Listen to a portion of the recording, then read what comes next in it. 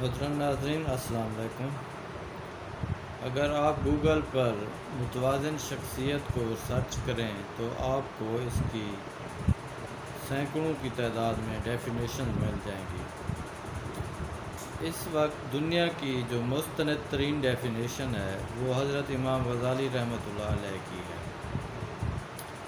وہ میں آپ کو بتاتا ہوں کہ حضرت امام غزالی رحمۃ اللہ علیہ متوازن شخصیت کے بارے میں کیمیائے سعادت میں کیا فرماتے ہیں۔ لیکن اس سے پہلے آپ کو شخصیت کے بارے میں پتہ ہونا چاہیے۔ شخصیت کی دو قسمیں ہیں، ایک بیرونی شخصیت ہے، ایک اندرونی شخصیت۔ آپ کا لباس کیسا ہے، آپ کا ہیئر سٹائل کیسا ہے، آپ کے شوز کیسے ہیں، آپ کی اپیرنس کیسی ہے، یہ جو ظاہری آپ کی بناوٹ ہے تو اسے آپ کی بیرونی شخصیت کہتے ہیں۔ ایک ہماری اندرونی شخصیت ہوتی ہے، ہمارا رویہ، ہمارا طرز عمل، ہمارا ایٹیچیوڈ، ہمارا رد عمل، ہمارا عمل، ایکشنز، ریسپانس، سب چیزیں مل کر ہماری اندرونی شخصیت بناتی ہیں۔ ہماری سوچ، تھنکنگ، مشاہدہ، ہم خاص طور پر ہمارے جو ریئیکشنز ہوتے ہیں، ہمارے جذبات، غصہ ہم کیسے کنٹرول کرتے ہیں، دوسروں کے ساتھ احترام کے ساتھ کیسے پیش آتے ہیں، خاص طور پر اپنے جذبات کو ہم کیسے مینیج کرتے ہیں، یہ چیزیں مل کر ہماری اندرونی شخصیت بناتی ہیں۔ محترم ناظرین، اب ہم اپنے اصل ٹاپک کی طرف آتے ہیں، متوازن شخصیت۔ کیمیائے سعادت میں امام غزالی فرماتے ہیں کہ متوازن شخصیت بیلنسڈ پرسنالٹی کی مثال پینڈولم کی طرح ہے۔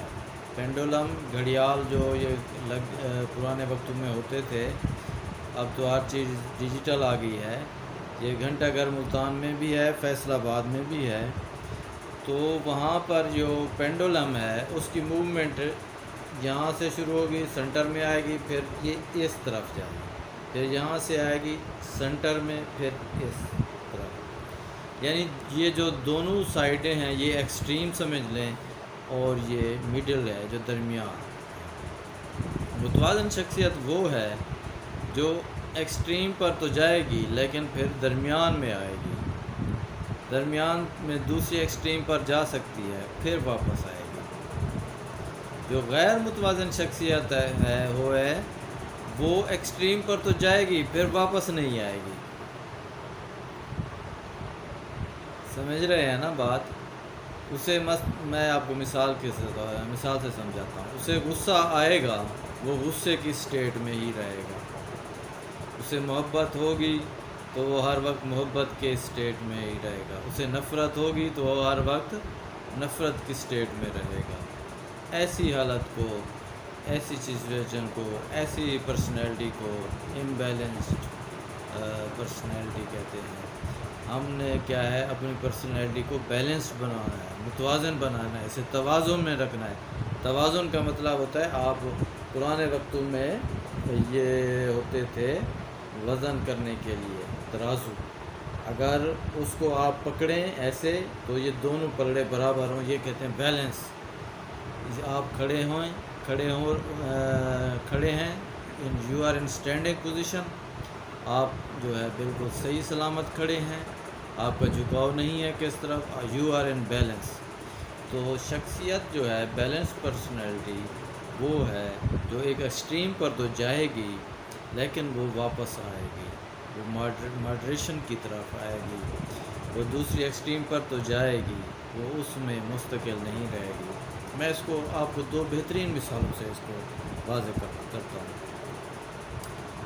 یہ جو مجنوں تھا، یہ لیلا کے عشق میں گرفتار ہوا، حالانکہ مجنوں پہلے نارمل انسان تھا۔ یہ حضرت امام حسن علیہ السلام کا کلاس فیلو تھا۔ اس کے عشق میں گرفتار ہوا تو وہ ایکسٹریم پر پہنچا اس کی محبت میں تو اس سے واپس نہیں آیا، ماڈریشن کی طرف نہیں آیا ٹل ہز لائف.